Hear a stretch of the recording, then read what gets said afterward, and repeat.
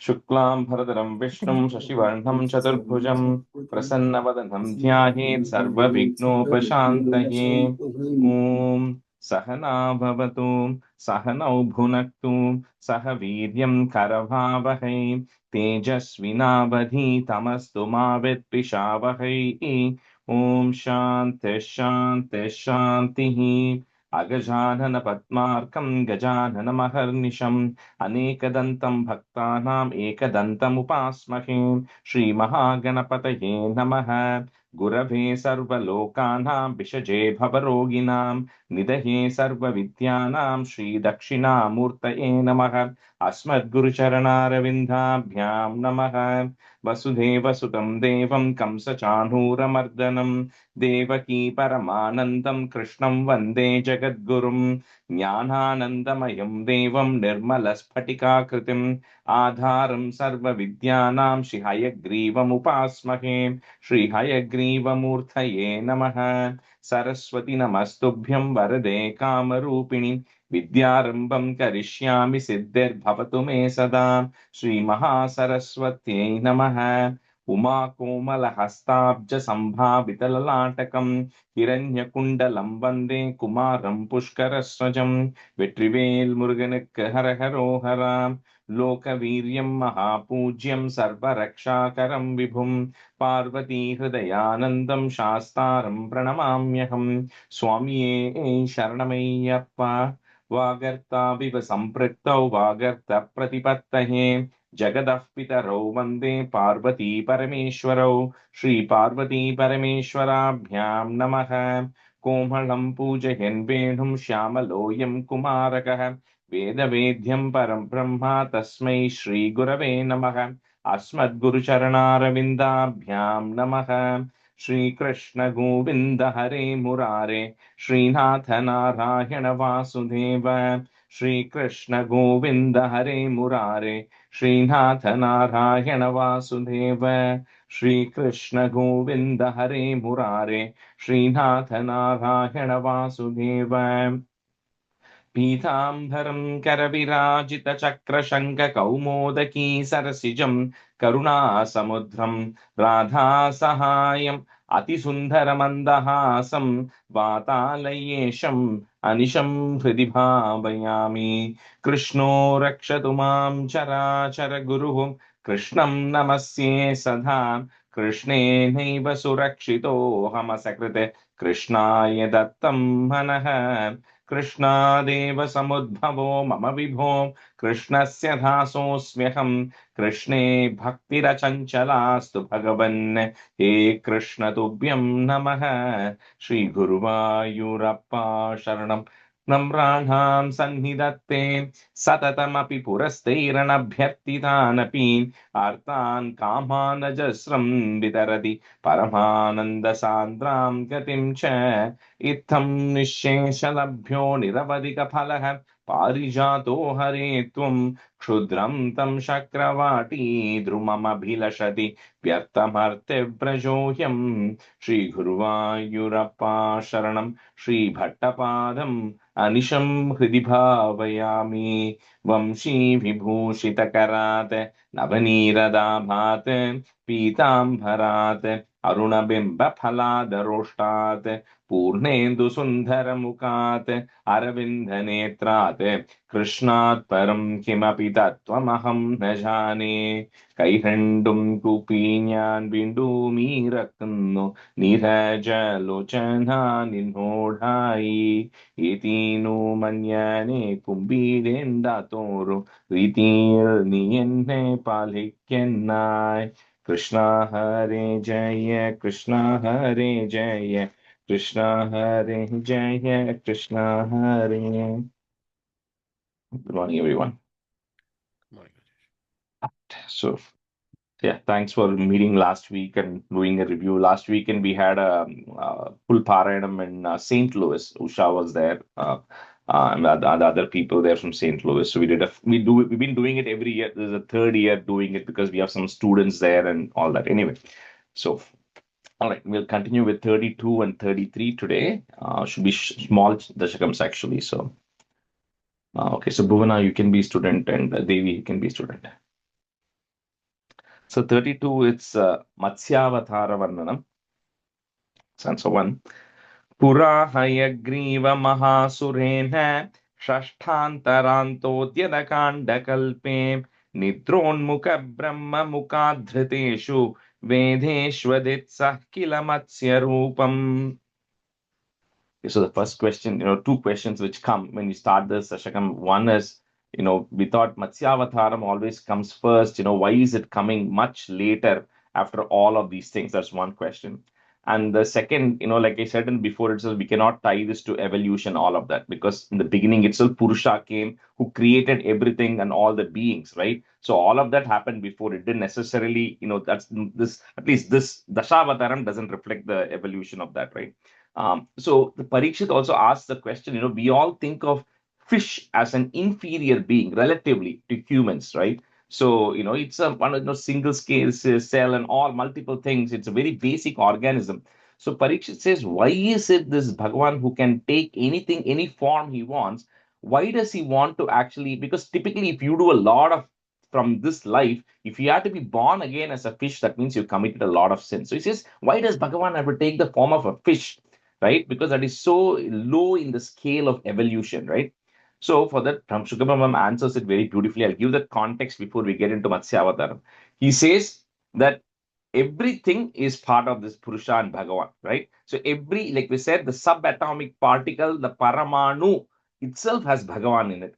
So from a God's perspective, it doesn't matter what it is all the same, right? At the end of the day, it is all fed with the same God energy. So he says it doesn't. So he says, do not think of fish as something inferior. From a consciousness, etc., yes, it is lower than that of a human. But the moment Bhagavan is coming in the form of a fish, it is going to have abnormal powers. So we cannot compare it with the regular fish or a regular boar or any of those avataram. It is certain for any number of reasons, Bhagavan may take different incarnations. But that doesn't mean he's becoming inferior by taking that avataram as a fish or as a boar or as whatever you want, right? That is the first context of it.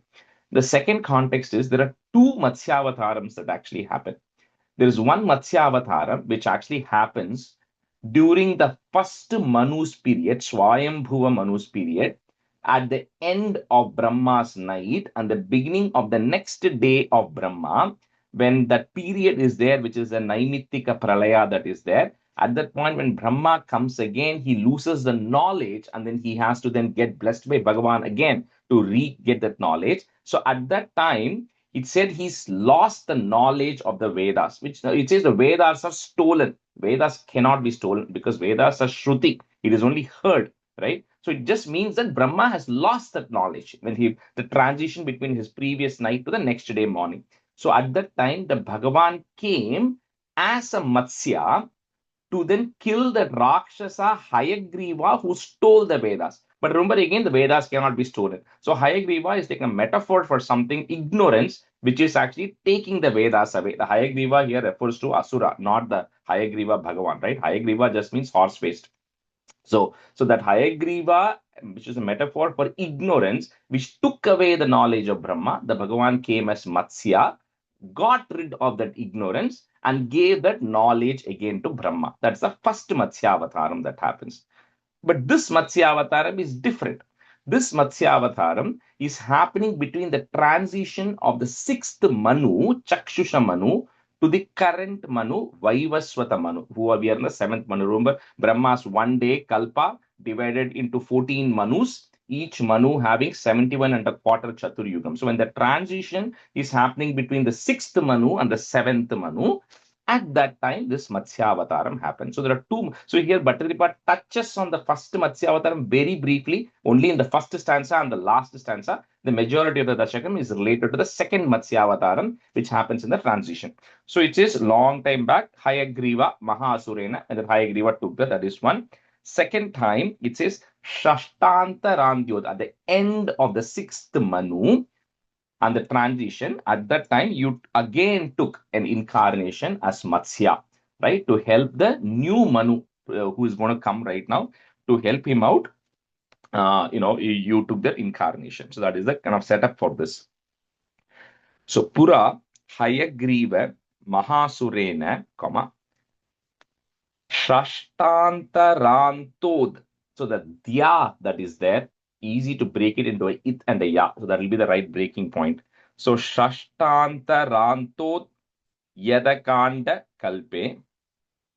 Yadakanda Kalpe. Kalpe is one word. Nidron Mukha Brahma Mukhat Dhriteshu, comma. Vedeshwaditsaha. Put a ich. Vedeshwaditsah Kila Matsya Rupam. पुरा हयग्रीवमहासुरेण षष्ठान्तरान्तोद्यतकाण्डकल्पे निद्रोन्मुखब्रह्ममुखाद्धृतेषु वेदेष्वदित्सः किल मत्स्यरूपम् पुरा हयग्रीवमहासुरेण षष्ठान्तरान्तोद्यतकाण्डकल्पे निद्रोन्मुखब्रह्ममुखाद्धृतेषु वेदेष्वदित्सः किल मत्स्यरूपम् पुरा हयग्रीवमहासुरेण षष्ठान्तरान्तोद्यतकाण्डकल्पे निद्रोन्मुखब्रह्ममुखाद्धृतेषु वेदेष्वदित्सः किल मत्स्यरूपम्. First line after the comma, it's a second sha. Shashtanta. Okay. पुरा हयग्रीवमहासुरेण षष्ठान्तरान्दोद्यतकाण्डकल्पे निद्रोमुखब्रह्ममुखाधृतेषु वेदेष्वदीत्स किल मत्स्यरूपम् पुरा हयग्रीवमहासुरेण षष्ठान्तरान्दोद्यतकाण्डकल्पे निद्रोन्मुखब्रह्ममुखाधृतेषु वेदेष्वदीत्स किल मत्स्यरूपम्. First line that Shashtantarantot Yadakandakalpe. Break it that way. Yeah, there is a ya. Yeah, the dia that is there, right? We are breaking it into a it and a ya. That will be the right, easier way to break it. Okay. Chapter 2. सत्यव्रतस्य द्रमिलाधिभर्तुः नदी जले तर्पयतस्तदानीं कराञ्जलौ सञ्ज्वलिताकृतिस्त्वम् अदृश्यताः कश्चन बालमीनः. So it now goes towards that end of that Chakshusha Manu, sixth Manu's period. So at that time, there used to be a king called Satyavrata. Satyavrata meaning is someone who's always truthful, who always tells the truth. So that Satyavrata, who was a great devotee of Bhagavan, so one day he was performing Tarpanam, right, in the waters. So when he was in the river Kritamala, so in the river Kritamala, when he's performing Tarpanam, suddenly at that time, when he's putting his hands into the water, a small fish shows up. That fish is very shiny in colors. He says, "You, Bhagavan, you came in his hand as Kashchana Bhalamina, as if you are just some ordinary small fish which is just glowing in color. You just ended up in his hands." Satyavratasya Dramiladhi Bhartuhu. So put a visarga comma Bhartuhu. Next word, the Nadi, the ir will go away. Nadi Jale Tarpayatas Tadani Karanjalo Sanjwalita Kritis Tuam. So that word cannot be broken. Sanjwalita Kritis Tuam. So the ma, we break it im, comma. Next word starts with the a. Adrishyataha, put a ich to join. Adrishyatah kaschana balaminaha. Satyavratasya dramiladhibhartuhu nadi jale tarpayatastadanim karanjalau sanjwalita kritestvam adrishyatah kaschana balaminaha. सत्यव्रतस्य द्रमिलादिभर्तुः नदीजले तर्पयतस्तदानीं कराञ्जलौ सञ्ज्वलिताकृतिस्त्वम् अदृश्यदाः कश्चन बालमीनः. सत्यव्रतस्य द्रमिलादिभर्तुः नदीजले तर्पयतस्तदानीं कराञ्जलौ सञ्ज्वलिताकृतिस्त्वम् अदृश्यदाः कश्चन बालमीनः सत्यव्रतस्य द्रभिलाधिभर्तृः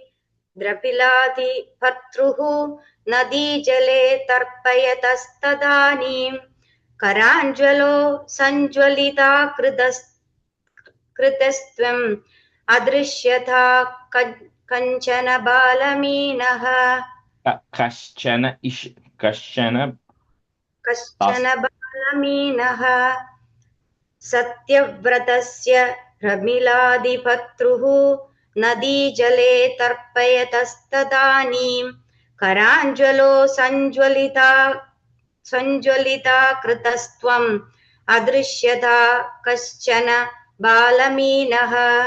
Second line, kritistvam, T sound. And then the first line, just before the comma, it's bartuhu, but I'm hearing bartruhu when you say it. There's no tra there. Just bartuhu. Okay. So, 3. क्षिप्तं जले त्वां चकितं विलोक्य निन्येम्बुपात्रेण मुनिस्वगेहं स्वल्पैरहोभिः कलशीं च कूपं वापीं सरश्चानशिषे विभो त्वम्.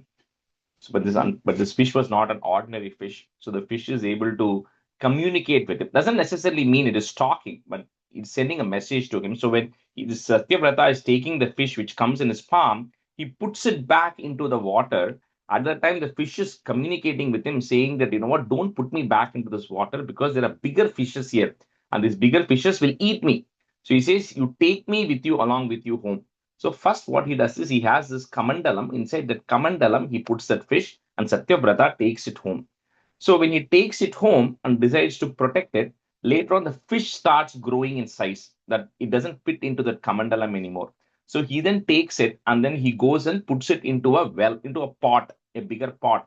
Then overnight it starts growing in that pot also. So then he takes it and then he moves it to, now don't ask me how is he physically lifting the fish. I also don't know, because later on it says through his yogic powers he's able to move the fish. Okay, so he then moves it from the pot, he then moves it to a well which is much bigger in size. But even then, even outside of that well, it starts growing in size, and then he then takes it to a bigger tank. So with this, from the kamandalam, it goes to a pot. From the pot, it goes to a well. From the well, it goes to a tank.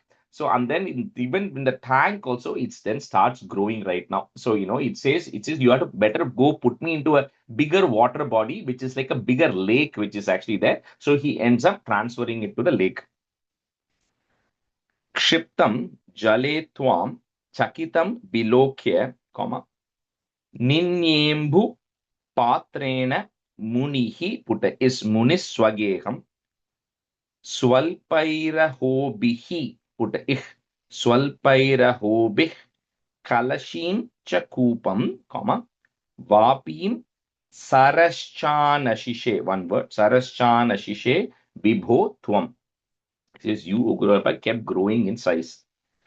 क्षिप्तं जले त्वां चकितं विलोक्य निन्येम्बुपात्रेण मुनिः स्वगेहं स्वल्पैरहोभिः कलशीं च कूपं वापीं सरश्चानशिषे विभो त्वम्. क्षिप्तं जले त्वां चकितं विलोक्य निन्येम्बुपात्रेण मुनिः स्वगेहम् स्वल्पैरहोभिः कलशीं च कूपं वापीं सरश्चानशिषे विभो त्वम्. क्षिप्तं जले त्वां चकितं विलोक्य निन्येम्बुपात्रेण मुनिः स्वगेहम् स्वल्पैरहोभिः कलशीं च कूपं वापीं सरश्चानशिषे विभो त्वम्. Rajesh, the first word is kshiptam or kshipram? क्षिप्तं, Kshiptam. yeah, tam. क्षिप्तं जले त्वं चकितं विलोक्य निन्यम्बुपात्रेण मुनिस्वगेहं स्वप्तैरहोभिः कलिशीं च कूपं वापीं सुरच्चानशिशेष विभो त्वम्. Last, वापीं सरश्चानशिषे, वापीं सरच्चानशिषे विभो त्वम्. क्षिप्तं जले त्वं चकितं विलोक्य निन्यम्बुपात्रेण मुनीस्वगेहं सुप्तैरहोभिः कलिशं च कूपं वापीं सुरच्छानशिशे विभो त्वम्. So first in the first line, like twam, not twam, jale twam. And then after the comma, yeah, ninyembhu patrena. निन्यम्बुपात्रेण. Okay, and then the second and first word, swalpaira hobih. Oh. So swalpair. Okay, then the swalpaira hobih. Okay, that's a whole. Yoga prabhavad bhavadhagnayaiva नीतस्ततस्त्वं मुनिना पयोधिं पृष्टो Muna कल्पदिदृक्षुमेनं सप्ताहमास्वेति वदन्नयासीः. Then the fish, he puts it into the lake. The fish is saying, given this lake is becoming insufficient for me, because the fish has grown massive in size. So it says you have to then transfer me into a bigger area, which is like an ocean. So it says yoga prabhava. Somehow with his yogic powers, he's able to move the fish to the ocean. So now, even after he goes and puts it into the sea, the fish is telling, oh, there are bigger fishes than me, so I'm afraid to be here. So at that time, Satyavrata is getting frustrated. He says, I know you are not an ordinary being, because yesterday, just the previous day, you fit into my hands, into the palm of my hand, and today you've grown into a massive sized fish. So I know it has to be some incarnation of Bhagavan that is there. So he says, I want to understand, why have you come in this form, right? And what do you need from me, right? Tell me what do you really need from me instead of me moving you everywhere.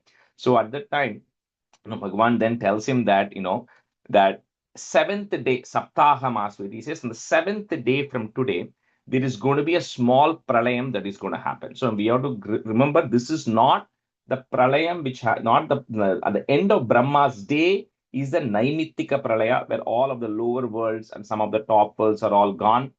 Bhagavan goes to sleep or rest. Brahma also goes into the Nabi, then he comes out the next day. That is the Naimittika pralayam. Then the Prakritika pralayam, which we saw, is the entire Brahmandam goes away. Everything goes away, right? And that's after 100 years of Brahma. This is neither of that pralayam. So once in a while, between certain manus, a small pralayam happens. So that is just small in scale. So it just leads to, say, like a partial elimination or destruction of all of these things. So this is not the Naimittika pralayam or this thing. It's just called as Manvantara pralayam. It just happens in the transition between manus. So he says the seventh day from today, such a small pralayam is going to happen. And when that pralayam happens, a lot of these regions are going to get completely flooded. And when that flooding happens, he says, you wait there. The Sapta Rishis are going to come and join you. And then when all of that come, I will come. And then I will come and then I will take you. I will protect all of you, right? I'm going to, a big, massive sized vessel is going to come, and I am also going to come along with it. And then we will protect you. So that is a message Bhagavan tells. He says, so just wait for 7 days. Yoga Prabhavat भवदाज्ञयैव नीतस्ततस्त्वं मुनिना पयोधिं पृष्टो Muna कल्पदिदृक्षुमेनं सप्ताहम् आस्वेति. You can break it that ma. सप्ताहम् आस्वेति वदन्नयासीः. योगप्रभावाद् भवदाज्ञयैव नीतस्ततस्त्वं मुनिना पयोधिं पृष्टो मुना कल्पदिदृक्षुमेनं सप्ताहमास्वेति वदन्नयासीः. योगप्रभावाद् भवदाज्ञयैव नीतस्ततस्त्वं मुनिना पयोधिं पृष्टो मुना कल्पदितृक्षुमेनं सप्ताहमस्वेति वदन्नयासीः. सप्ताहम् आस्वेति. सप्ताहमास्वेति वदन्नयासीः. योगप्रभावाद् भवदाज्ञयैव नीतस्ततस्त्वं मुनिना पयोधिं पृष्टो मुना कल्पदिदृक्षुमेनं सप्ताहमास्वेति वदन्नयासीः. योगप्रभावात् भवदाज्ञयेव नीतस्ततस्त्वं मुनिना पयोधिं पृष्टो मुना कल्पादि दृष्टुमेनं सप्ताहमास्येदि वदन्नयासिम् वदन्नयासीहि योगप्रभावात् भवदाज्ञयेव नीतस्ततस्त्वं मुनिना पयोधिं पृष्टो मुना कल्पादिदृष्टुमेनं सप्ताहमास्येति वदन्नयासिः யாசிஹி அந்த எண்ட்ல வந்து it just stretches. Okay, யாசிஹி. यासीहि. Yeah. Sounds right. प्राप्ते त्वदुक्ते हनि वारिधारा परिप्लुते भूमितले मुनीन्द्रः सप्तर्षिभिः सार्धमपारवारिणि उद्घूर्णमानः शरणं ययौ त्वाम्. So with that, that fish disappears from there, right? And Satyavrata now begins to wait. So he's always been very devoted, because that's why he's going to become the next Manu. So he's not an ordinary person, right? So he continues his process of meditation, and then he's constantly meditating on that form of Bhagavan. So at that time, the big rain starts, sorry, and then it continues for 7 days, non-stop, incessant rains, to the extent that everything is getting flooded. The oceans are overflowing, and everything is getting flooded there. And at that time, it is absolutely nothing but just water everywhere. So at that time, the Sapta Rishis come. So like we said, at the transition of the Manu, like in the Manu is like the president, right? So when the Manu changes, the cabinet changes, right? Which means the Sapta Rishis and Indra, Agni, all of them are just roles and titles. The people who take those roles could change. So similarly, when this transition is going to happen, the new set of Sapta Rishis are coming up. So those set of Sapta Rishis, they all come to meet Satyavrata right now. And then Satyavrata is getting very concerned, because it's just absolute water everywhere.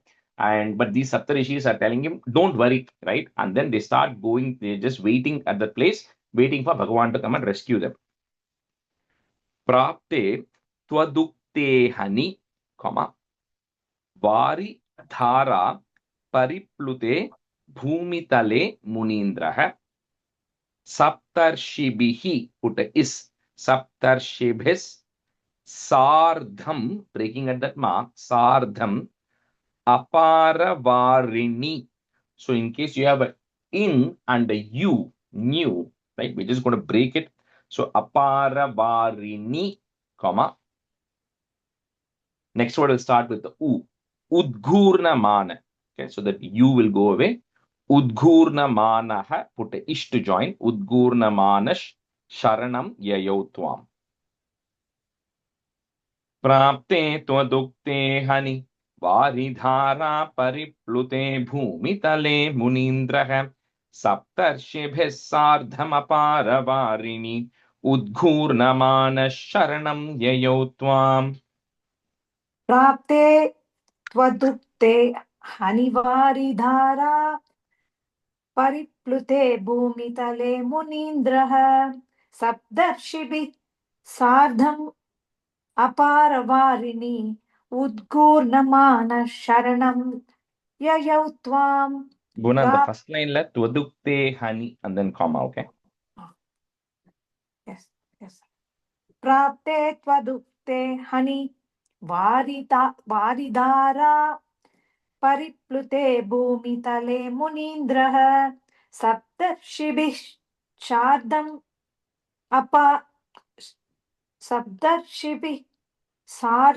अपारवारिणि उद्घूर्णमानः शरणं ययौ त्वाम्. प्राप्ते त्वदुक्तहनि वारिधारा परिप्लुते भूमितले मुनीन्द्रः सप्तर्षिभिः सार्धमपारवारिणि उद्घूर्णमानः शरणं यया त्वाम्. प्राप्ते त्वदुक्तहनि वारिधार परिप्लुते. Is it what? Varidhara pariplute. वारिधारा परिप्लुते भूमितले मुनीन्द्रः सप्तर्षिभिः सार्धमपारवारिणि उद्घूर्णमान शरणं यया त्वाम्. அது வந்து it'll land. It is just that because you are pausing after that pariplute. So if you just say the rest of the line continuously, right? Prapte twadukte hani varidhara pariplute bhumitale munindraha. Okay, stanza 6. Dharam twadadesha karimavaptam naurupini maruruhustadhate tatkampakam preshu chateshu bhuyah Tomambhudera So then Satyavrata and the Saptarishis are just waiting. No, this thing will get little, it's very difficult even because we don't know because some of these are like metaphors, right? Versus actually what might happen. So some of this is a little confusing only. So it says the earth came in the form of a boat. Now, it's difficult to say how the earth will come in the form of a boat, but it says a boat came. But mainly what happens is it's just water everywhere. There's no land at this point. So at that time, something massive in size comes because later on, when they're describing that thing going, the fish itself, when it comes, it's going to be massive in size. And in this poetic sense, they exaggerate saying lakhs and lakhs of miles, but it's massive in size, right? So here, what is happening when Satyavrata and the Sapta Rishis are waiting, then you then send something, a big vessel is coming on which you can sit, on which can go through space also, not just go on water, it can go through space. So some massive vessel is coming to help them out. And then you also reappear, O Bhagavan, in the form of a fish. So the fish which left Satyavrata a long time back comes back again. And this time it has become even big in size. So with them, they all then get rescued because they cannot stand on the water. So they then get rescued onto that vessel or boat or whatever thing is actually coming there. Dharam Twadadesha Karim Avaptam. So cannot break this word too much. So Twadadesha Karim Avaptam. That's one place you can break it if you want at the ma, comma. Now Rupinim, breaking at the ma, Rupinim Aruruhus Tadate Tat Kampa Kampreshu Cha Teshu Bhuyaha is goes away, Visarga comma, Bhuyaha. Tvam Ambudher, I'm breaking at the Ra. Tvam Ambudher Avirabhur Mahiyan. Okay, so you can break at the Ra. Tvam Ambudher Avirabhur Mahiyan. Dharam Twadadesha Karima Vaptam Naurupini Maruruhustadate Tatkampakam Preshu Chateshu Bhuyah Tomam Budhera Virabhur Mahiyan. धरान्त्वदादेश करीमवाप्तां नौरूपिणीम् आरुरु तदा ते तक्तम्बकं प्रेषुच्यतेषु भूयः त्वमम्बुधेर्आविरभूर्महीयान् धरान्त्वदादेश करीमवाप्तां नौरूपिणीम् आरुरु तदा ते तत्कम्बकम्प्रेषु च तेषु भूयः त्वमम्बुधेर् आविरभूर्महीयान्. धरां त्वदेश करीमवाप्तां नौरूपिणी आरुरुः स्तदा ते तत्कम्ब कम्ब्रेषु च तेषु भूयः त्वमं बुधेर् अविरभूर्महीयान्. Last one, Avirabhur Avirabhurmahiyan. So that is Twamam Buder Avirabhumariya Mahiyan, correct? Avirabhur Mahiyan. Mahiyan. And the first line, Devi, Daram Twadadesha Karim Avaptam. Karim. Twadadeshakarim avaptam. दरां त्वदादेशकरीमवाप्तां नवरूपिणी आरुरुहुस्तदा ते तत्कम्बकम्ब्रेषु च तेषु भूयः त्वमम्बुधेर् आविरभूर्महीयान्. And the 7. Jhasha kritim yojana laksha dhirkam dhatanamuchai jasam tvam nirikshya tushta munayastvaduktya tvattunga shringe taranim bhabanduhu.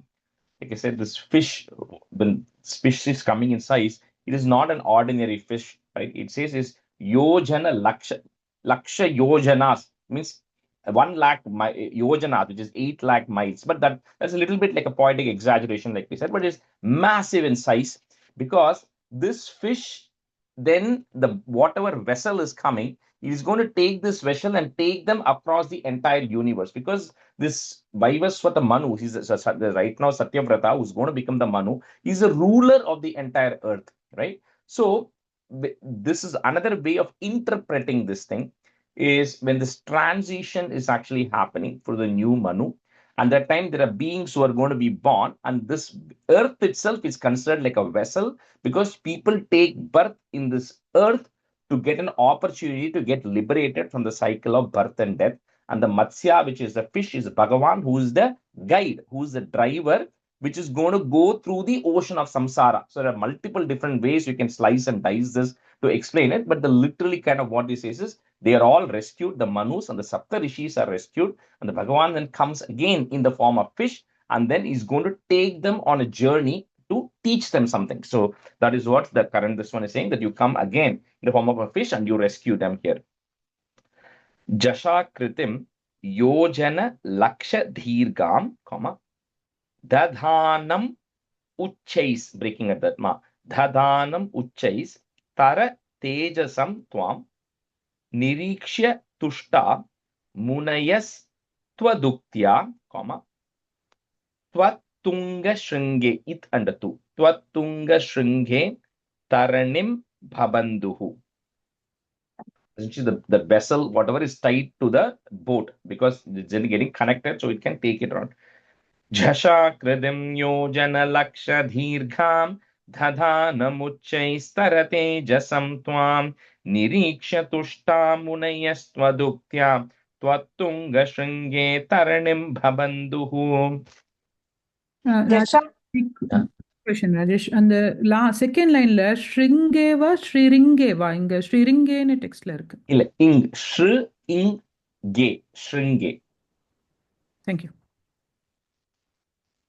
Jasha-kritim yojana laksha-dirgam dadanamuchchaistarate-jasam tvam nirikshya tushta munayastvaduktya tvattunga-shringe taranim bhavantuhu. Jasha-kritim yojana laksha-dirgam dadanamuchchaistarate-jasam tvam nirikshya tushta munayastvaduktya tvattunga shringe taranim bhavantuhu.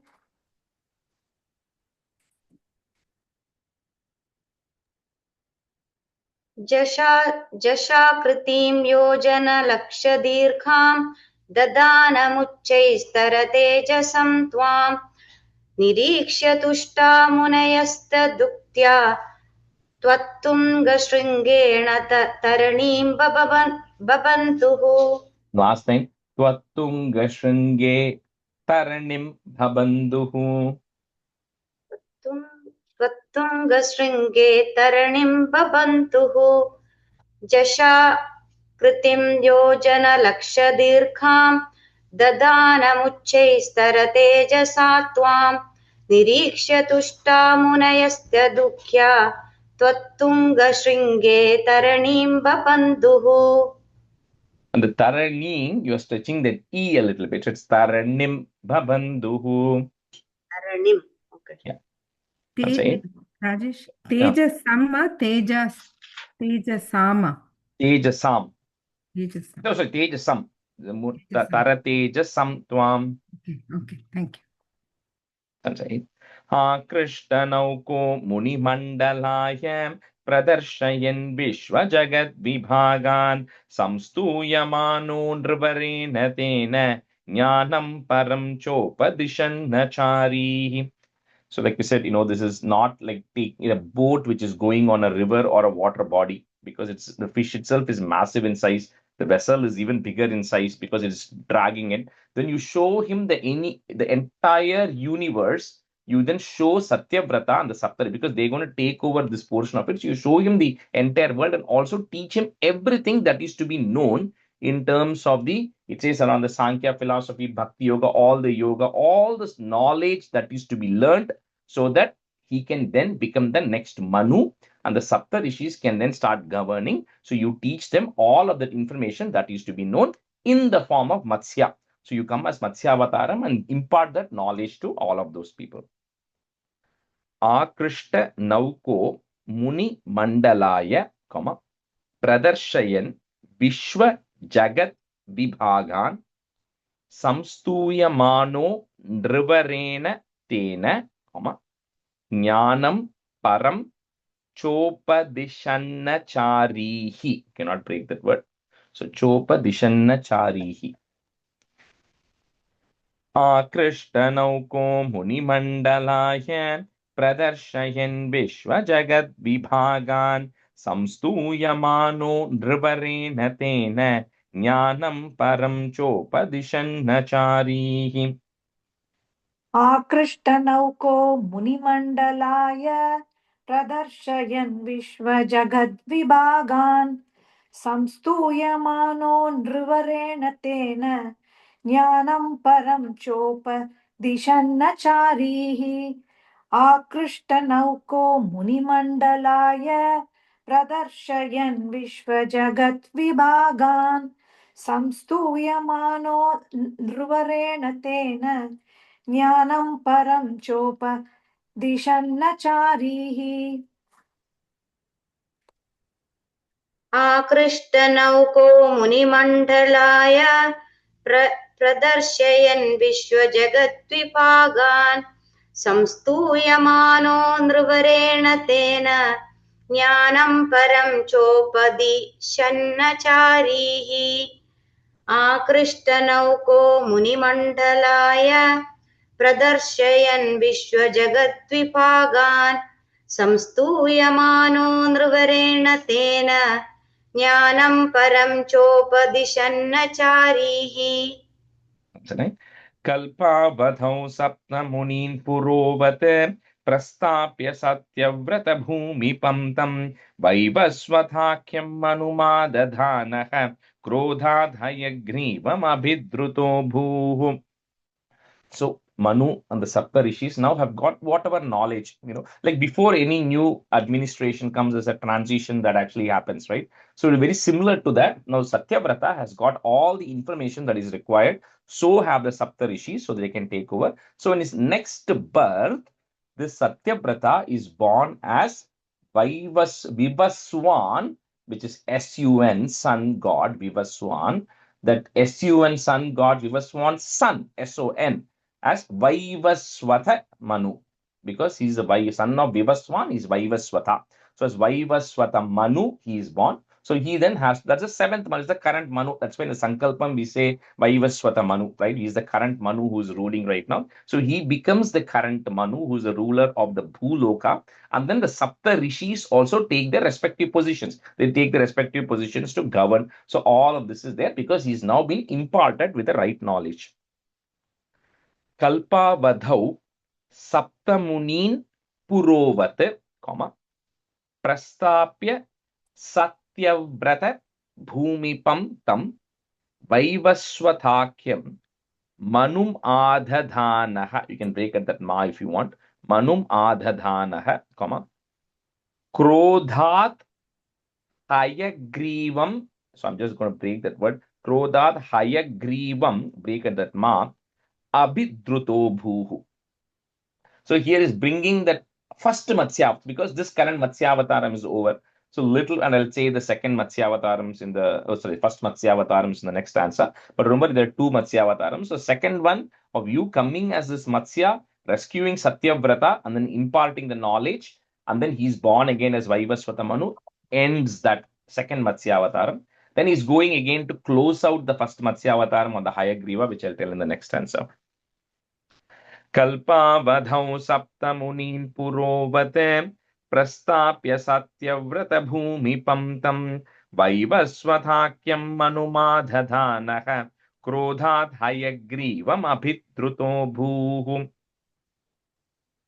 कल्पावधौ सप्त मुनीन् पुरोवत् प्रस्ताप्य सत्यव्रतभूमि पंतं वैवस्वताख्यं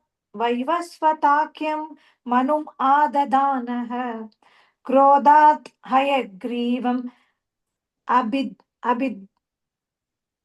अभिद्रुतो भुः कल्पावधौ सप्त मुनीन् पुरोवत् प्रस्ताप्य सत्यव्रत भूमिपं तं वैवस्वताख्यं मनुम् आददानः क्रोधात् हयग्रीवम् अभिद्रुतो भुः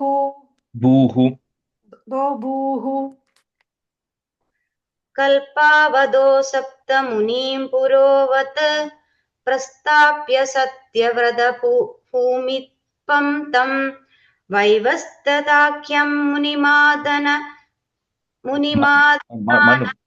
मनुमाददानः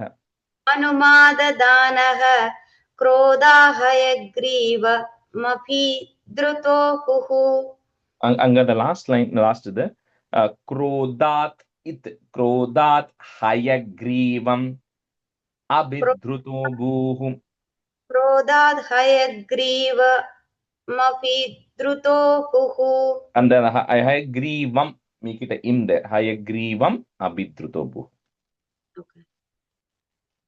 Kalpavadau saptamunim purovat prastapya satyavrata bhumipam tam vaivatya sakhyam manu madadhanah krodha hayagrivam mabhidruto bhuhu. And last again, Krodhat Hayagrivam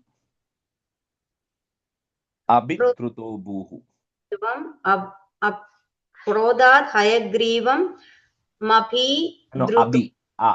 Abhidruto Bhuhu. Because you're already saying im, right, in the previous word. So Abhidruto Bhuhu. I mean, that's the right way. You can always say the whole word together. But but you were saying Krodhat Hayagriva Mabhidruto Bhuhu, you were saying. That's why I'm trying to break that as Hayagrivam Abhidruto Bhuhu. Okay.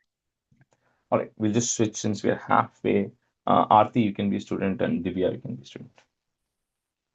Swatunga Shringa Kshatavaksha Samtam Nipatya Daityam Nigaman Grihitva Virinchahe Prita Hride Dadhanah Prabhanjanagara Pate Prapayah.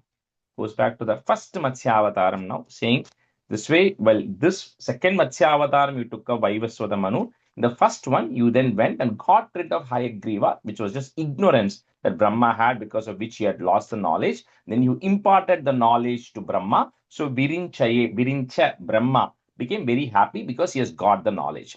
So you say, Guru Arpa, you took two Matsyavatarams this way. Prabhanjanagara, Prabhanja refers to air. Prabhanjana is an oil which is used to cure the diseases from wind, Vayu. So Vayu diseases. So that the Murti of Guru Ayuruppan is kind of anointed with that oil. So it's a Prabhanjanagara Pate, means two things. One whose idol is covered with that oil. Also the one who gets rid of diseases which come from Vayu. Please eradicate all my ailments. Swatunga Shringa Kshata Vakshasam Tam, Nipatya Daityam Nigaman Grihitva Virinchaye Pritahride Dadanaha, Prabhanjanagara Pate. One word. Prabhanjanagara Pate Prapayaha. Swatunga Shringa Kshatabakshasam tam Nipatya Daityam Nigaman Grihitva Virinchaye Pritahride Dadanaha Prabhanjanagara Pate Prapayaha.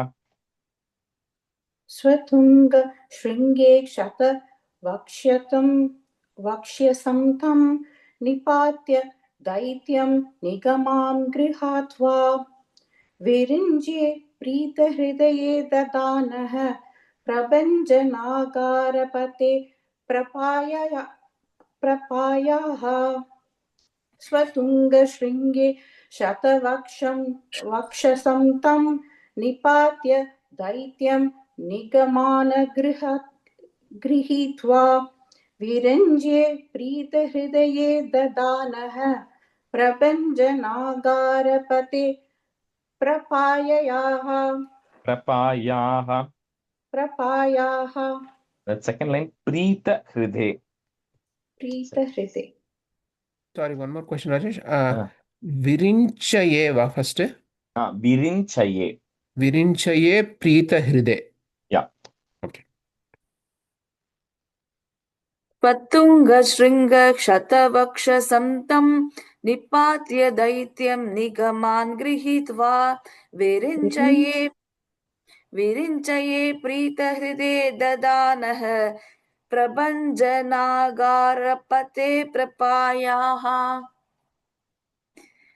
स्वतुङ्गशृङ्गक्षतवक्षसं तं निपात्य दैत्यं निगमान् गृहीत्वा विरिञ्चये प्रीतहृदे ददानः प्रभञ्जनागारपते प्रपायाः. Krishnaya Parabrahmane Namaha.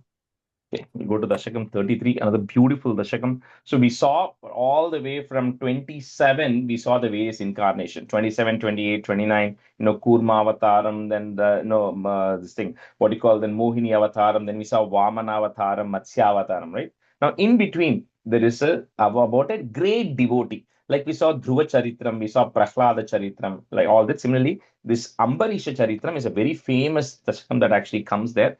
Bhagavatam Navamaskandam. So this talks about this great person called Ambarisha, right? And for those of you who do Ekadashi Vratam, this will connect very nicely to you because this is all about that Ekadashi Vratam and Dwadashi and what happens to him. Vaivasvatakya Manuputra Nabhagajata Nabhaganamaka Narendra Sutombarishaha Saptarnavavrita Mahi Dayitopi Reme Twatsangishu Twaicha Magna Manasadhaiva. So this Vaivasvata Manu, who we saw in the previous Dasakam, that Vaivasvata Manu's putra, son, called Nabhaga, his son Nabhaga. So this Nabhaga is the grandson of Vaivasvata Manu. To that Nabhaga is born a son called Ambarisha. So Ambarisha is the great grandson of the Vaivasvata Manu. So this Nabhaga is a story not here in Narayaneeyam, but it goes that this Nabhaga, who is the father, he has a lot of children, and then he sends this Nabhaga, who is the youngest of the son. He goes away for something. When he comes back, the brothers have taken off all the kingdom and everything the father had. So the father says, that's okay, don't worry, you have knowledge, you can always go make wealth, right? That's not a big problem. Now wealth will always come. So he says there are a bunch of rishis who are doing some homam and yajna, you go help them out, they'll give you money, in something in return. So this Nabhaga goes, he helps them out, he gets something. So then Lord Shiva comes to test him and asks even for that back, which he gives. So because he doesn't care about money or anything. So Shiva then blesses him with a lot more knowledge. So that Nabhaga, who's the grandson, is very knowledgeable, great person. To that Nabhaga is born this person called as Ambarisha. And this Ambarisha, because he's in the lineage of the Manu, he also is a big ruler. So he says he was ruling the 7 seas, which means he was ruling the entire earth, right? And although he had all of that opulence and power and everything, he was always Tvat sangishu, he was always attached to you, O Bhagavan. He was always thinking about you and he was always spending his time around you.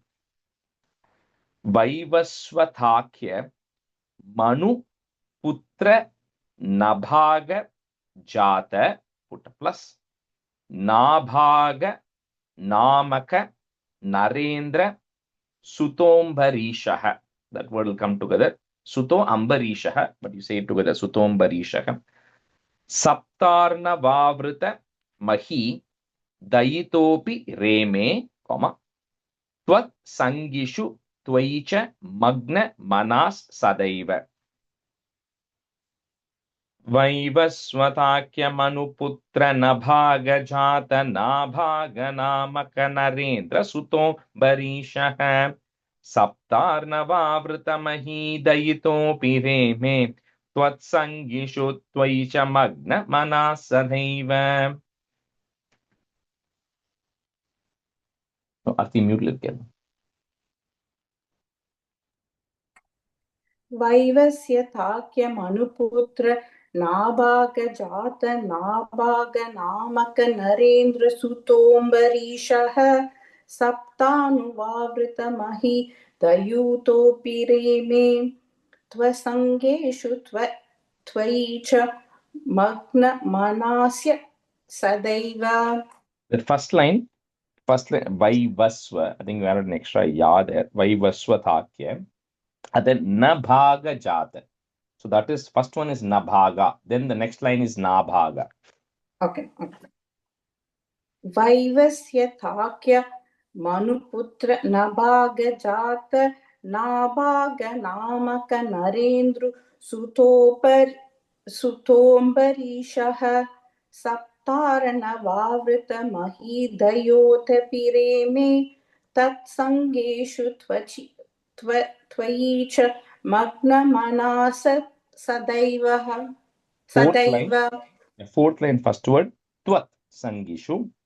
Tvat Sangishu Tvayicha Magna Manas Sadaiva. Then the first line, first word is Vaivasva. I think you're saying ya there. It's Vaivasva. Okay. वैवस्वताक्य मनुपुत्र नभाग जात नाभाग नामक नरेन्द्र सुतोम्बरीषः सप्तार्णवावृत महीदयितोऽपि रेमे त्वसङ्गिषु त्वयि च मग्नमना सदैव. वैवस्वताक्य मनुपुत्र नभाग जात नाभाग नामक Narendra सुतोम्बरीषः सप्तानवावृत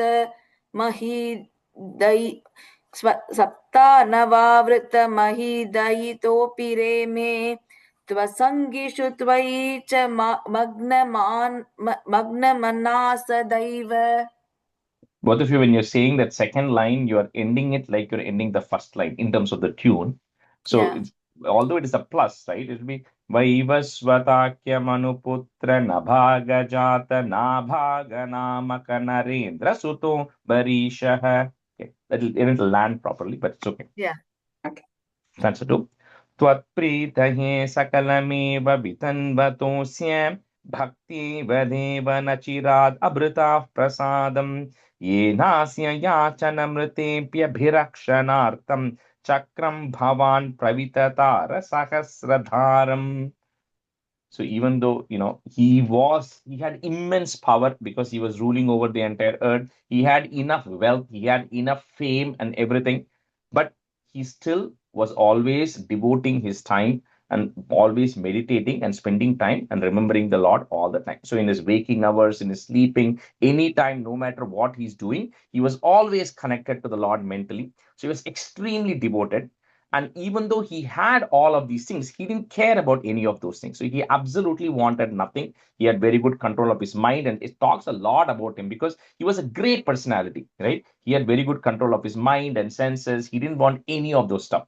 So even though he didn't want anything, Bhagavan has to bless him with something. So even though he didn't ask, it says, you, Bhagavan, you gave him the Sudarshana Chakra to protect him. even though he doesn't even ask for it, he may not even know.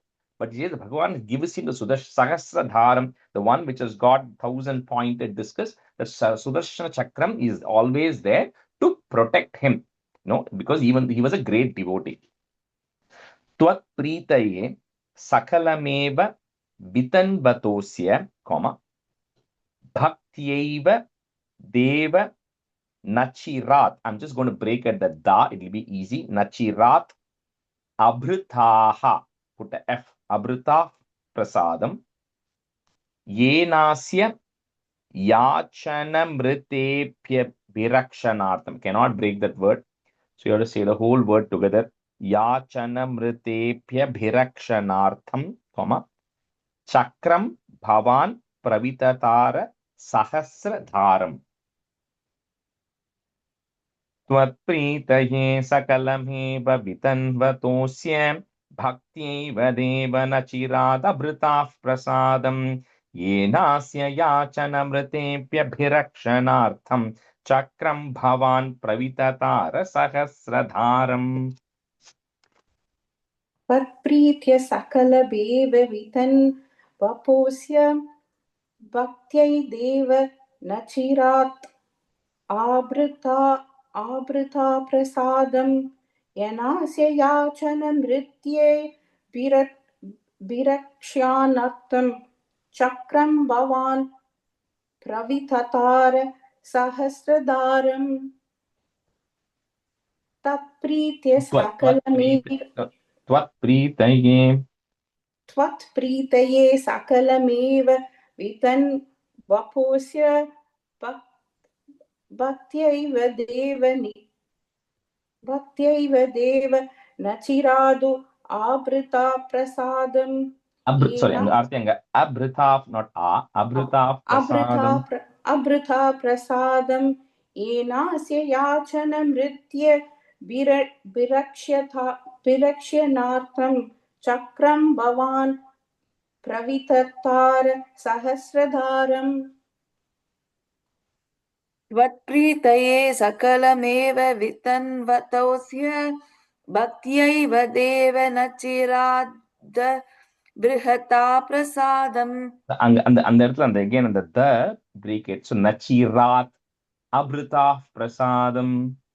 Nachirat Abhrita Prasadam Yenasya Yachanamritepya Virakshanartham Chakram Bhavan Pravitatara Sahasradaram.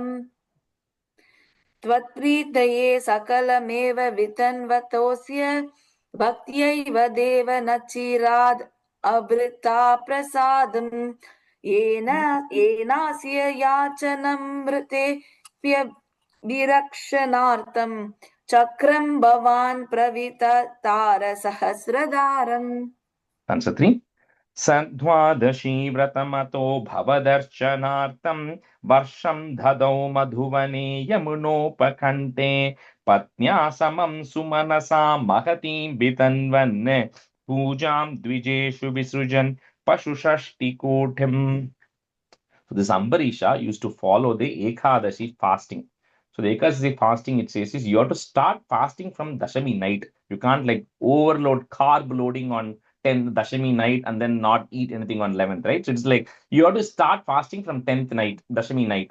And then you don't, depending on what kind of vratam you follow, nirjalam or regular jalam, whatever, 11th you fast, and then 12th, the Dwadashi day, you break the fast.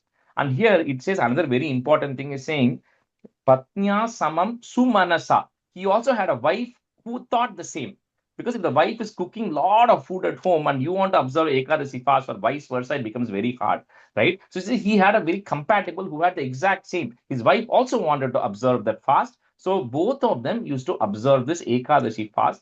And then they were observing this for 1 year, which means every Ekadashi that was coming, they were observing the fast. And then in the Kartika Masam, in the month of November, December, they were completing an year of observing the Ekadasi fast, right? With that, so because he was completing that 1 year of observing that fasting, he then decided to have a big event. So he was giving a lot of charity of cows and everything to the Brahmanas to celebrate that completion of that 1 year of observing the fasting.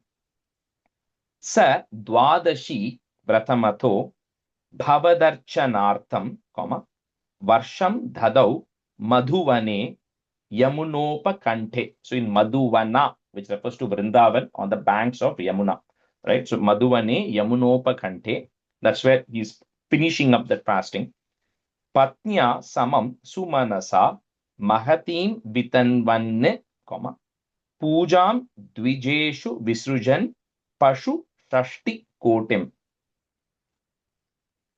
Sadhvadashi vratamatho bhavadarchanartham varsham dadhau madhuvane yamunopakanthe patnya samam sumanasa mahatim vitanvanne pujam dvijeshu visrujan pashu shashti kotim. सद्वादशी व्रतमथो भवन् दर्शनार्थं वर्षं दधौ मधुवने यमुनोपकण्ठे पत्न्यां समं सुमनसा महतीं वितन्वन् पूजां द्विजेषु विसर्जन् पशुषष्टिकोटिं. Pashu cows, Shashti is 60, Kotim is crores. He says he gives 60 crores cows. I don't know how you can even find so many cows, but to Dvijas, to the Brahmanas. So essentially, he gave a lot of cows in charity to the Brahmanas. Sadvadashi Vritamatho Bhava Darchanartham Varsham Dadau Madhuvane Yamunopakante Patnyam Samam Sumanasa Mahatim Vitantam Pujam Dvijeshu Visajan Pashupashti Kotim.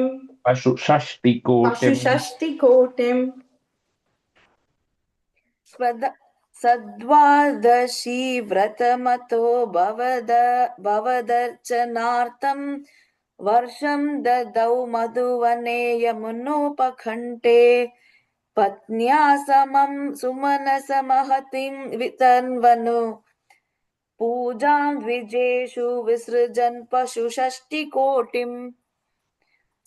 सद्वादशी वृतमतो भवदर्चनार्थं वर्षं ददौ मधुवने यमुनोपकण्ठे पत्न्या समं सुमनसमहतिं वितन्वनु पूजां द्विजेषु विसृजन् पशुषष्टिकोटिम्.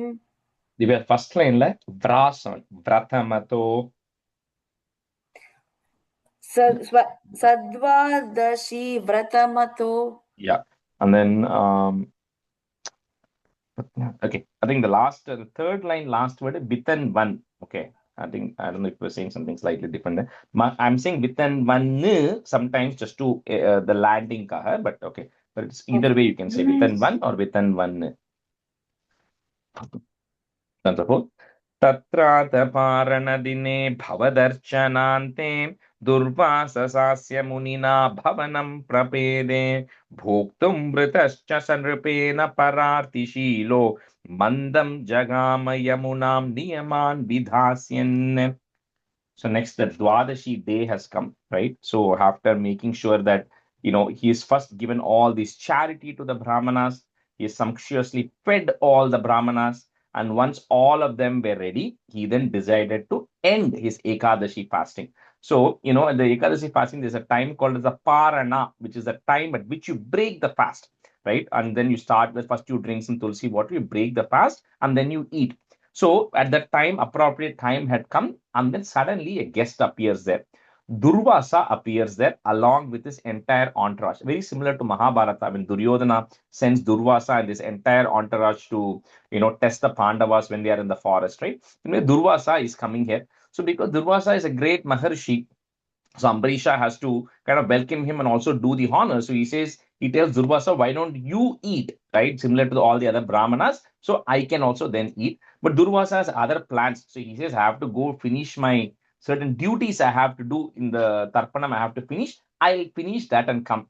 But Durvasa, being Durvasa, is mandam jagama. He's very slowly going there and then finishing up his whatever rituals he had to do in Yamuna. So he's taking time, Durvasa.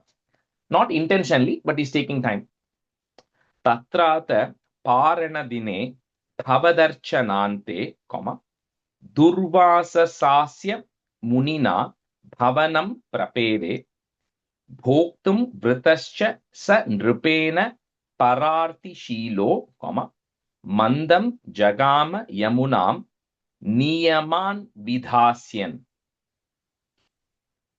Tatrata paranadine bhavadarchanante durvasa sasya munina bhavanam prapede bhoktum vritascha sanrupena pararti shilo mandam jagama yamunam niyaman vidhasyan.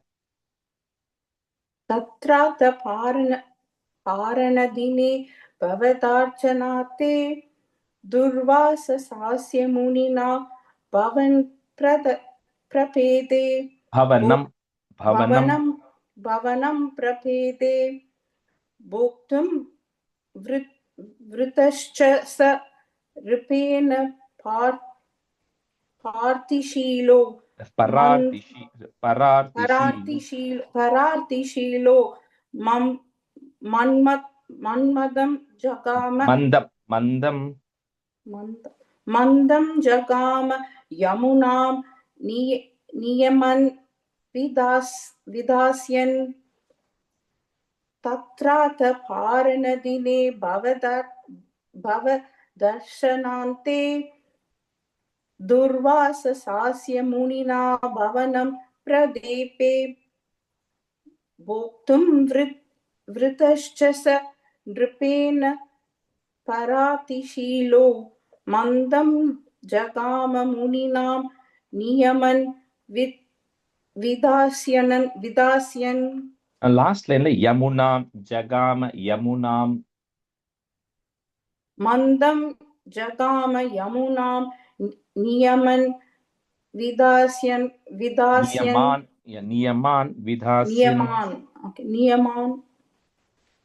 Niyaman vidasyan. Rajeshri, is it Vritascha or Vyatascha? Vritascha. Oh, Vritascha. Okay. तत्रात् पारनदिने भवदर्शनान्ते दुर्वाससास्य मुनिना भवनं प्रपेदे भोक्तुं वृतश्च स नृपेण परार्तिशीलो मन्दं जगाम यमुनां नियमान् विधास्यन् तत्रात् पारनदिने भवदर्शनान्ते दुर्वाससास्य मुनिना भवनं प्रपेदे भोक्तुं वृतश्च स नृपेण परार्तिशीलो मन्दं जगाम यमुनां नियमान् विधास्यन्. That's a fine. Rajñata parana muhurta samapti khedate varaiva parana makari bhavat parena prapto munes tadata divya drusha bijanan kshipyan krudodhrita jato vitatana krityam. So it's because Durvasa Mandam, very slowly he's doing it. So now the time is running. So now he has only one muhurtam left, 48 minutes left before the Dwadashi Parana time comes to an end. So this Ambarisha is in a state of flux right now. So he's saying that I've got a great saint like Durvasa who has actually come. I cannot eat before I serve to Durvasa. So I have to wait for him. But I don't know when he's going to come, when he's going to come, when he's going to finish eating, when I will be able to break my fast. And because he has followed this for 1 year, he's feeling very bad that he will not be able to finish up this thing at the right time. So he doesn't know what to do. So when he asks his advisors, they say that it's very easy. He says, you drink some tulasi water. By taking a sip of tulasi water, you are officially breaking your fast. But then you are not quite eating, right? You are not just taking a sip of water. And then when Durvasa comes, you feed him. So Ambarisha says, okay, that makes sense. So he takes a sip of tulasi water, he and his wife, they break the fast. And then at that time, Durvasa also comes. So Durvasa comes and then it says, Divya Drisha. Somehow Durvasa comes to know that Ambarisha has broken the fast before Durvasa has come. So Durvasa gets very offended, saying that, I have come here specifically on Dwadashi day. So you have to also make sure I am also breaking my fast and then I'm getting fed before you as a host can do that. So Durvasa gets very upset. And what he does is he pulls a flock of hair from his head. So very similar to what Shiva pulls a hair out and Veerabhadra comes to get rid of Daksha. Similarly, when Durvasa comes, he pulls out a plucks hair. From that hair comes a Kritya. A Kritya is an evil spirit. So it is a spirit, it's an evil thing which will just go and it has a target. And then its only purpose is to go burn the target down. And it will burn everything that is along the way. This one more Kritya is going to come later on in Paundraka Vasudeva's thing when we see in Krishna Avataram. So anyway, so this Kritya, this Vasan plucks his hair, and from that a Kritya is coming, which is going to now attack Ambarisha. Rajñata Parana Muhurta Samapti Khedat. Put a it at the end of that line. Khedat, comma. Next line, if you have dwa, that becomes va. Vareva Paranamakari Bhavatparena Prapto Munis Tadata Divya Drisha Vijanan, comma. Kshipyan Krudhot Dhrita. Okay. Krudhot Dhrita Jato Vitatana Krityam.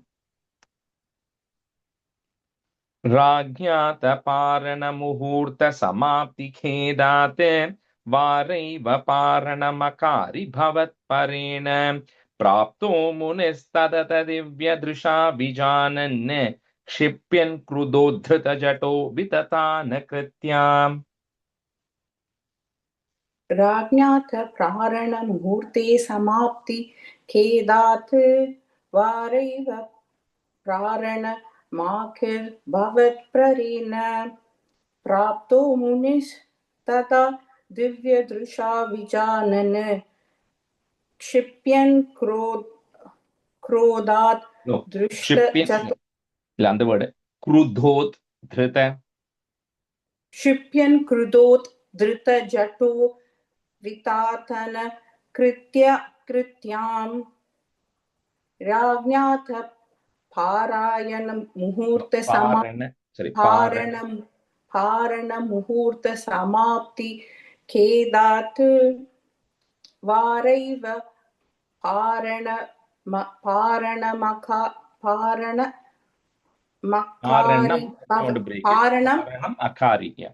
पारणम् अकारि भवत् परेण प्राप्तो मुनिस् तदत् दिव्य दृशा वजानन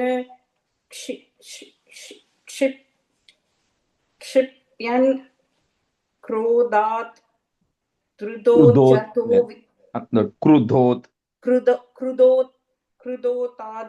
धृत जटो वितातन कृत्याम् राज्ञत प्रारण मुहूर्त समाप्ति केदात् वारैव पारणम् अकारि भवत् परेण प्राप्तो मुनिस्तदता दिव्य दृश विजानन क्षिप्यन् क्रुधोद्धृत जतो विततान कृत्याम्. Last line like cru sound. Krudhot dhrita. Krudodhrita jato. Jato. Ragnyat parana muhurta samapti kedat varaiva paranamakari bhavat parena prapto munis tadata divya drisha vijanan shipyan kridho drita jato vitatana krityam. Stanza 6. Krityam chatamasi dharam bhuvanam dahantim agre vivikshya nripatir napada chakampe twadbhakta bhadam avivikshya sudarshanam te krityanalam shalabhayan muniman vadhavit. So this Kritya, like I said, this Kritya, it has a target. And what it does is it literally burns everything that is coming along the way. It kind of finds the shortest path to the target and literally comes rushing towards it and burns everything along the way. So Bhuvanam Dahanti means burning everything that is along the way because it's coming towards Ambarisha right now. Now, anytime something like that is coming at us, it could be not a kritya, it could be anything, like say snake, if you're afraid of a snake or something. What is the first thing we're going to do? We're going to turn around and run, right? We are not even going to think twice. But that's why Ambarisha is great devotee, because he says, I am not going to move because I am going to be protected with Bhagavan. If that's what is going to happen, so it, and he stands, right? He doesn't even move from his place. Now this kritya, which is now coming rushing towards him, remember Sudarshana Chakra was given to him as a blessing. So that Sudarshana Chakra automatically kicks into action. So from him, the Sudarshana Chakra which he has, he doesn't even have to invoke it. The Sudarshana Chakra itself invokes it and then goes and gets rid of the kritya, as if krityanalam shalabhayan, as if like a moth gets into the fire and gets burnt. Similarly, the Sudarshana Chakra goes and completely gets rid of the kritya. And now that Sudarshana Chakra starts going towards Durvasa to chase it. Munimanvadhavit starts going to attacking Durvasa next. Krityam cha tam asidharam bhuvanam dahantim, put a im at the end of that line, comma. Next line, magre becomes a. Agre bhivikshya nripatir na padachakampe, did not move from his place, na padachakampe. Tvat bhakta badham, breaking at that ma, badham abhivikshya sudarshanam te, comma, krityanalam shalabhayan munim anvadhavit. If you want to break at the ma. Krityam chatamasидharam bhuvanam dahantim agre bhivikshya nripatir na padachakampe. Twadbhakta badham abhivikshya sudarshanam te krityanalam shalabhayan muniman vadhavit. Marti, mute level. कृत्यां च ताम असिधरं भुवन दहन्तीं अग्रे विवीक्ष्य निर्पतिनिरं पदाश्च कम्पे त्वद्भक्त बादमपि वीक्ष्य सुदर्शनं ते कृत्यानलं कृत्यां नलं शलभयन् मुनिम्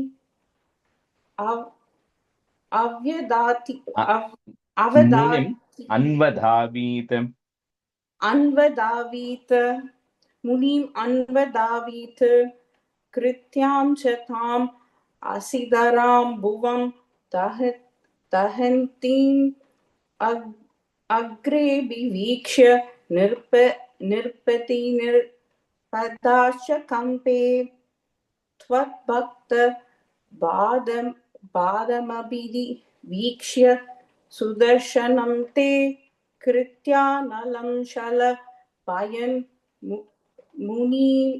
मुनिम् अन्वदावीत्.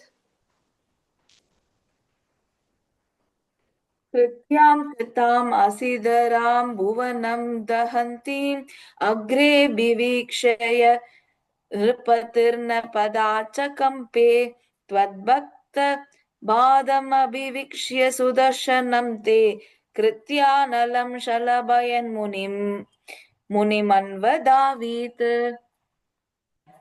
कृत्यां च तामसिधरां भुवनं दहन्तीम् अग्रे विवीक्षय नृपतिर्न पदाचकम्पे त्वद्भक्तबादम् अभिवीक्षय सुदर्शनं ते कृत्यानलं शलभयन् मुनिमन्वदावीत्. Second and third line, the Divya and the Vikshya, both of them are half sha. Okay, it's Abhivikshya. Abhivikshya Sudarshanam te. Yeah, second line and third line also the same word comes. I think you are saying full ksha there. So okay, we'll do one more stanza. Dhavanna shesha bhuvaneshu bhiyasa pashyan vishwatra chakramapite gatavan virincham कः कालचक्रमतिलङ्घयतीत्यपास्तः सर्वं ययौ स च भवन्तम् अवन्दतैव. I'll see the meaning in the next class because 7 and 8 are all meaning comes together. We leave it like suspense of the Sudarshana Chakra chasing Durvasa. So Dhavan na shesha bhuvaneshu bhiya sa pashyan, put a plus, Vishwatra Chakramapi te gatavan virincham. So those two lines together. Kaha, put a ih sound. Kah kala chakram ati langhaya titya pastah, comma, Sharvam yayau sacha bhavantam, breaking at that ma, bhavantam avandataiva.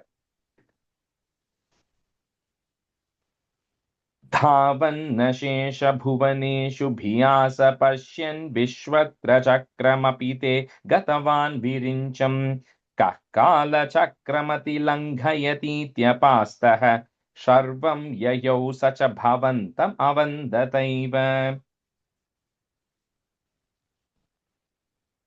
धावन् शेष भुवनेषु वियास पश्यन् विश्ववत्र चक्रमपि ते गत्वान् विरीचं कः कालचक्र तिलङ्घयतीत्यपास्तः सर्वं ययौ स च भवन्तम् अवन्दतैव. First line la Dhavan na, two nas coming there. धावन्न शेष भुवनेषु वियाश पश्यन् विश्ववत्र चक्रमपि ते गतवान्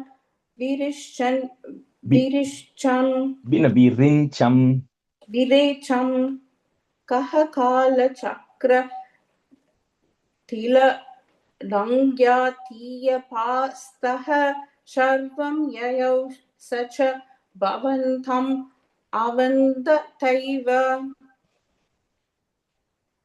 धावन्न शेष भुवनेषु भियास पश्यन् विश्वत्र चक्रमपि ते गतवान् विरिञ्चम् कः कालचक्रम् अतिलङ्घयतीत्यपास्तः सर्वं ययौ स च भवन्तम् अवन्दतैव.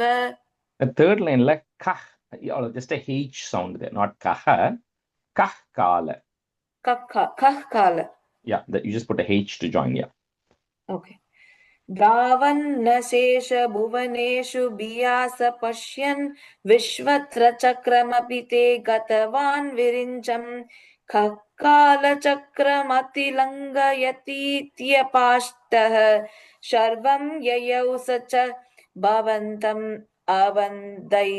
अवन्दतैव. Krishnaya Parabrahmane Namaha. Sandhanandhavabodhatmakamanupamitam kaladeshavadibhyam nirmuktam nityamuktam nigamashata sahasrena nirbhasyamanam aspashtam drishtamatre punarurpurusharthatmakam brahmadattvam tattavad bhati sakshat guru pavanapure anta Bhagyam jananam kahena vacha manasendriyerva buddhyatmana va prakrute swabhavat karomi yatyat sakalam parasmai narayanahi samarpayami. Thank you, everyone. Thank you. Thank you, Bye. Rajesh. Thank Bye. you. Happy Thanksgiving to Happy everybody. Thanksgiving to everyone. Happy Bye. Thanksgiving. Happy. Bye.